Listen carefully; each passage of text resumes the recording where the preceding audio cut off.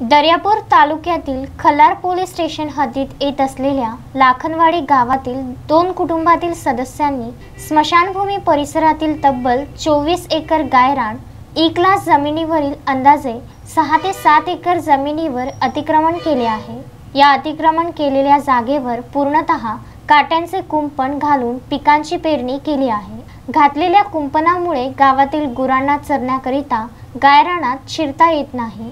उर्वरित जागेमध्ये एक मोठे गावतळ असून सर्व काट्याचे झुडूप आहेत। ज्या ठिकाणी चारा असायचा त्या ठिकाणाहून या 2 कुटुंबांनी अतिक्रमण करीत काट्यांचे कुंपण टाकले असून जनावरांकरिता चारा शिल्लक राहिलेला नाही असा आरोप गावातील उपोषणकर्त्यांनी केला आहे।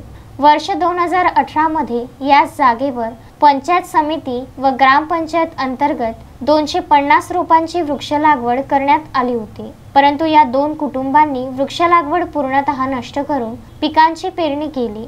याबाबत खलार पोलीस स्टेशन अंतर्गत या 2 कुटुंबावर गुन्हे दाखल असून प्रकरण न्यायप्रविष्ट असल्याचे समोर आले आहे।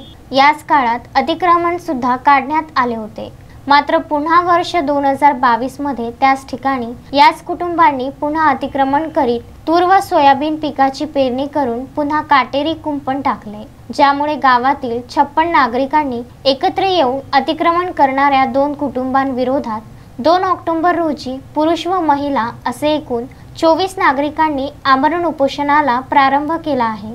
जोपर्यंत गायरान ई क्लास जमीन अतिक्रमण मुक्त करण्यात येत नाही तोपर्यंत उपोषण मागे घेणार नाही असे उपोषणकर्त्यांनी आपली मागणी रेटून धरली आहे।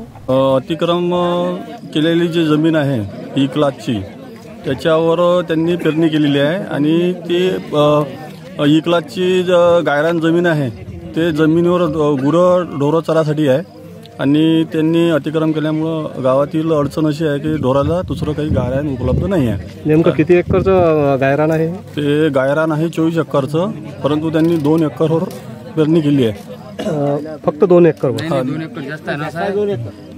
2 एकर पेक्षा जास्त आहे? 2 एकरपेक्षा जास्त आहे। किती लोक आहेत हे पेरणी करणारे? पेरणी करणारे 2 कुटुंब आहे, म्हणजे एकूण 4 व्यक्ती आहेत। त्यांच्या विरोधात ग्रामपंचायत मध्ये काही तक्रार वगैरे आली नाही का त्यावेळेस, तुम्ही असताना किंवा तुम्ही नसताना? तक्रार आलेली आहे। याच्यापूर्वी 3-4 वर्षापूर्वी अतिक्रमण काढलेलं आहे आणि त्याच्यामध्ये वृक्षारोपण केली होती ई क्लासमध्ये, ते त्यांनी तोडले, झाडं उपडले आणि त्याच्यावर त्या केसेस पण चालू आहे। आपल्याला माहित आहे की अंदाजे किती रोपांची वृक्ष लागवड केली होती, काही सांगू शकता? अंदाजे त्याच्यामध्ये 250 आहे। पूर्णतः नष्ट केली का त्यांनी? पूर्णतः नष्ट केली आहे। आता यावर्षी सुद्धा त्यांनी अतिक्रमण म्हणजे त्याच्यात पेरणी केलेली आहे, तर पेरणी करेपर्यंत याच्यावर काही तोडगा वगैरे काही ग्रामपंचायत बॉडीने काही काढला नाही? त्यांना नोटीस दिली आहे 3 अतिक्रमण करू नये म्हणून। गजानन देशमुख, विदर्भ न्यूज, दर्यापूर।